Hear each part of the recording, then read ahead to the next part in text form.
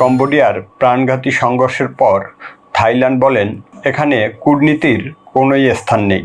থাইল্যান্ডের পররাষ্ট্রমন্ত্রী বলেন, বর্তমান সংঘাতে কূটনীতির কোনোই স্থান নেই।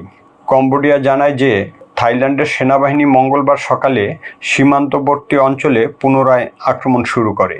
এই সংঘর্ষে কমপক্ষে 7 জনকে হত্যা করেন। এদিকে থাইল্যান্ড জানিয়েছে যে কম্বোডিয়ার প্রাণঘাতী হামলায় তাদের কমপক্ষে 3 জন সৈন্য নিহত হয়। দুই প্রতিবেশী নতুন করে লড়াইয়ের জন্য পরস্পরকে দোষারোপ করে। সোমবার থাইল্যান্ড কম্বোডিয়ার সাথে তার বিতর্কিত সীমান্তে বিমান হামলা শুরু করে।